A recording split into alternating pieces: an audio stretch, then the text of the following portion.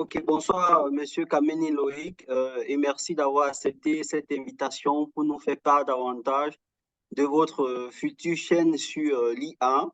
Et avec le foisonnement technologique qu'on constate aujourd'hui, justement, on peut comprendre pourquoi vous vous intéressez à la technologie et en particulier l'intelligence artificielle. Mais avant d'entrer dans le fond même du sujet, j'aimerais d'abord que vous vous présentez pour que ceux-là qui vont vous suivre dorénavant sachent au moins à qui ils ont affaire. Euh, Bonsoir, Monsieur Jarod. Bon, je tiens à préciser que c'est un immense honneur pour moi participer à cette interview et vraiment, j'apprécie l'initiative. Bon, merci encore. Je suis effectivement, je suis Loïc Kameni. Je suis enseignant de mathématiques à la base et désormais ingénieur statistique économiste, spécialiste des questions de data science et de marketing. Et très passionné par l'intelligence artificielle, où actuellement je suis plusieurs informations. Euh, je brûle des désirs de faire découvrir cette science-là de manière simple à tous. Vu qu'elle prend de l'ampleur, il serait intéressant que tout le monde puisse savoir ce qui se passe derrière, quoi. Donc, c'est incontournable. Il faut que tout le monde le sache. Donc, je me suis donné pour mission de donner ma contribution à cette vulgarisation de cette science-là. Donc, c'est un peu ça. Ah, je vois. Et en tant que data scientist, qu'est-ce que vous avez eu à faire qui aujourd'hui vous donne la conviction que vous puissiez vous lancer dans ce domaine d'intelligence artificielle? Bon, déjà, data science et intelligence artificielle, c'est fortement corrélé, quoi. Donc, faire l'une sans s'intéresser à l'autre, je crois que c'est quasiment impossible. Donc, du coup, dans mes débuts dans la data science, je n'ai pu m'empêcher de regarder l'intelligence artificielle. Et donc, les différents projets de data science sur lesquels j'ai eu à travailler, notamment le machine learning, m'ont beaucoup poussé à faire les recherches dans le domaine de l'intelligence artificielle. Donc, c'est la raison pour laquelle bon, j'ai estimé qu'il fallait continuer dans ce sens-là également. Ah, ok, donc vos motivations, puisqu'on embraye déjà sur ce deuxième point, quelles ont été vos motivations? Vous le disiez tantôt que ça a d'abord été, d'un point de vue personnel, votre engouement pour ces nouvelles technologies. Est-ce que c'était justement d'un point de vue personnel? Et qu'est-ce qui vous pousse aujourd'hui à vouloir ouvrir une chaîne dédiée uniquement à la formation en intelligence artificielle? Pourquoi aujourd'hui vous pensez que, vu que vous êtes africain, il faut qu'on le souligne, que vous trouvez qu'il est nécessaire justement de former les jeunes Africains sur ce domaine? Voilà, l'intelligence artificielle, c'est une science qui, de nos jours, évolue de manière exponentielle. Et donc, il est pratiquement impossible de ne pas entendre parler. Le problème, c'est que du côté de l'Afrique, beaucoup de jeunes ne s'intéressent pas à ça, en fait. On remarque que beaucoup de jeunes présents sur les réseaux sociaux sont beaucoup plus tournés vers le divertissement, le divertissement, la comédie et tout, et tout, et tout. Donc, je me suis dit que sans toutefois les empêcher d'utiliser les réseaux sociaux, on peut plutôt passer par là pour les aider également à s'intéresser à ces sciences-là. Parce que telles qu'elles sont en train d'évoluer aujourd'hui, elles répondent beaucoup plus à la demande, aux problèmes, aux problématiques du monde occidental. Or, si la jeunesse africaine s'intéresse à ça et maîtrise l'intelligence artificielle, je crois qu'ils seront capables également d'adapter cette science-là au contexte africain. Donc ça, c'est le principal objectif. Et donc, nous aimerions alors vulgariser cette science-là. Parce que telle qu'elle est connue, on s'est dit que c'est difficile à comprendre, c'est uniquement pour ceux qui sont les plus intelligents, c'est uniquement les Blancs qui peuvent, bon, c'est uniquement les Occidentaux qui peuvent avancer dans ce sens-là. Or, en réalité, ce n'est pas ça. Quand on s'intéresse, quand on commence à faire l'intelligence artificielle, on se rend compte qu'il n'y a rien de compliqué à l'intérieur. Et c'est ce que les gens ne savent pas. Et c'est la mission que l'on s'est donnée, montrer à tous, principalement au public africain, que l'intelligence artificielle, c'est pas compliqué et que s'ils s'intéressent à ça, ils peuvent également faire des découvertes adaptées au contexte africain. Donc, je crois que je ne sais pas si j'ai répondu à la question. Puisque vous parlez du contexte africain et resté encore jusqu'ici très superficiel, en quoi est-ce que cela aiderait les Africains concrètement, tant et si bien que c'est un continent qui, dans le secteur alimentaire, n'arrive pas à s'en sortir. Et aujourd'hui, on le voit d'autant plus que justement avec la situation géopolitique, les gens vivent difficilement pour subvenir à leurs besoins primaires. Et vous venez avec un concept intellectuel, technologique. En quoi est-ce que concrètement cela pourrait changer la vie des Africains ou même peut-être leur avenir? Bon, l'intelligence artificielle dans un contexte africain, c'est bien ça. Effectivement. Voilà, donc là, cette question, elle est vraiment très large parce que ce qu'on peut faire avec l'intelligence artificielle, c'est immense, quoi. Donc, si j'essaie de répondre à cette question, premièrement, je dirais que beaucoup voient les, les traducteurs. On a l'habitude de traduire en français, de traduire du français à l'anglais, de traduire l'anglais, l'espagnol et tout et tout.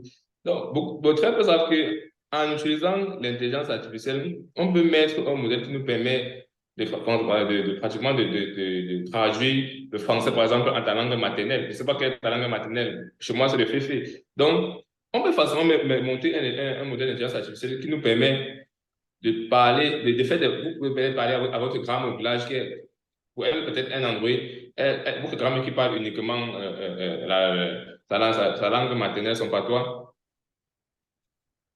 Elle, avec un téléphone Android, elle ne peut pas faire grand-chose parce que tout c'est en français, par exemple, ou en anglais. Or, si on met un modèle d'intelligence artificielle, vous pouvez communiquer avec votre grand-mère de sorte que vous parlez, vous faites un voice en français, ça arrive chez elle en langue maternelle. Je ne sais pas si vous voyez un peu.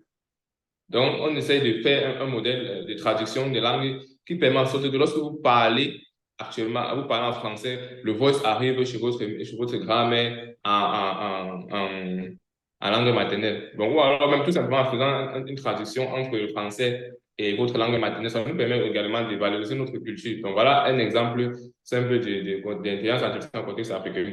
Également, tu as évoqué le problème de l'agriculture. Voilà. L'intelligence artificielle également peut être très, très importante dans le cadre de l'agriculture, notamment à travers la détection la détection des infections qui attaquent les plantes, quoi. Donc, si vous avez par exemple une très grande plantation de maïs, il serait un peu fastidieux pour vous à chaque fois bon, disons, peut-être pas le maïs, mais peut-être une culture qui est peut-être fragile, qui est sensible aux infections végétales, quoi. Donc, si vous avez une grande plantation de cette culture-là, il serait un peu difficile pour vous de faire le tour de la plantation à chaque fois pour voir peut-être s'il y a les plantes qui sont touchées et tout et tout. Or, si on met un modèle d'intelligence artificielle qui est capable de détecter quand il y a une anomalie sur une plante, on l'intègre dans un drone et le drone peut faire toute la plantation en quelques heures et détecter peut-être la parasite de la parcelle où il y a les infections, quoi, où les plantes sont touchées. Et là, facilement, on peut essayer de trouver une solution pour éviter que l'anomalie ne se propage. Or, si ce sont les hommes qui doivent faire ça, il va falloir une bonne partie, il va falloir une grande de nombreuses personnes, une grande partie du personnel, quoi, pour se déplacer sur la parcelle, pour pouvoir détecter là où il y a les anomalies, ça sera fastidieux. Or, en quelques temps, un drone peut facilement parcourir toute la plantation et détecter avec précision exactement là où il y a peut-être les anomalies. Donc, voilà un peu quelques petits exemples d'intelligence artificielle à adapter au contexte actuel. Donc, c'est vrai que c'est tellement large, mais voilà quelques petits exemples qui viennent directement à l'esprit. Ah, ok, pour rappeler à ceux qui nous suivront ou qui suivront cette vidéo, c'est justement l'aspect linguistique. Ça pourra favoriser à redonner un regain à nos langues maternelles qui ont tendance à disparaître dans cette mondialisation. elles s'évanouissent au fur et à mesure que le temps passe. Et donc, tu dis qu'on pourra réveiller ça. Déjà, pourquoi pas en créant un alphabet de nos langues respectives, parce que je pense qu'une langue meurt dans le temps quand elle n'a pas justement d'alphabet qui sert de base d'apprentissage à cette langue. Et vous avez évoqué les réseaux sociaux. Est-ce que vous pensez que vos cours que vous allez dispenser sur la toile feront un contrepoids considérable avec la masse d'informations qui véhiculent aujourd'hui sur la toile? On a aujourd'hui des réseaux sociaux comme Facebook, Instagram, Snapchat, et des jeunes s'intéressent d'autant plus au divertissement. Est-ce que vous pensez qu'une formation à l'africaine de l'intelligence artificielle fera un contrepoids? Sinon, quelles sont vos attentes justement vis-à-vis de ceux qui suivront cette formation? Voilà, ça, c'est une très bonne question. Et effectivement, je crois que les jeunes sont beaucoup plus tournés vers le divertissement sur les réseaux sociaux. Et là, c'est un fait. Maintenant, l'approche que nous, on aimerait faire, c'est que on a tendance à dire aux jeunes, ne faites pas ça, ne faites pas ça, ne suivez pas ça, ne suivez pas ça. Or, il serait plus intéressant qu'au lieu de ne pas faire ça, de montrer plutôt ce qu'ils doivent faire. Donc, raison pour laquelle on va essayer d'entrer dans le contexte. Par exemple, en tant que jeune moi aussi également, je sais, quand je passe sur les réseaux sociaux, je sais quel est le comportement d'un jeune sur les réseaux sociaux. Et je vais intégrer cela dans la conception de mes vidéos. Ce qui fait que, premièrement, nous allons faire des vidéos de courte durée parce que le comportement des jeunes sur les réseaux sociaux montre que lorsqu'une vidéo est très longue, les jeunes ont tendance à ne pas la suivre jusqu'au bout. Donc, voilà, le premier aspect sur lequel on va s'appuyer, faire des vidéos de courte durée. Deuxièmement, on va adapter notre langage de la manière la plus simple possible, de manière que ce soit compréhensible par tous. Parce que beaucoup de ceux qui font les vidéos pour éduquer les jeunes sont trop techniques. Or, quand la vidéo est trop technique, les gens ont tendance à ne pas comprendre et directement à se désintéresser de la vidéo. Or, notre objectif sera donc de faire des vidéos qui seront le plus simple possible, le plus compréhensible possible par tous. Et c'est là où l'avantage que nous avons passé en tant qu'enseignant, nous avons appris les méthodes pour pouvoir faire la transposition didactique, c'est-à-dire prendre le savoir des laboratoires et pouvoir le transmettre euh, aux apprenants quoi, de la manière la plus simple. Donc, ce sera notre atout principal, faire des vidéos en des thèmes simples, compréhensibles par tous. Ça, c'est quelque chose que je fais déjà particulièrement sur LinkedIn à travers des publications. Et effectivement, mes publications sont en train de prendre de l'ampleur parce que, contrairement à celles des autres, moi, j'ai fait mes publications en termes simples. Et je crois que c'est ça qui fait en sorte que beaucoup de personnes les aiment, quoi. Donc, je fais là en termes simples. Donc, voilà principalement les deux axes sur lesquels on va s'appuyer. Premièrement, à gérer, premièrement, le contenu en termes simples. Donc, c'est un peu ça. Et je crois que au fur et à mesure, on va les améliorer. Ah, ok, merci vraiment pour ces explications que tu viens de nous donner sur ta future chaîne que tu vas sortir. Je rappelle que tu es data scientist, tu as fait ta formation à l'école statistique du Bénin, étant sorti de l'école normale supérieure de Yaoundé, dont tu as un parcours vraiment intellectuel et j'espère justement que tu mettras ce savoir, cette connaissance au service des Camerounais qui justement n'attendent que ça.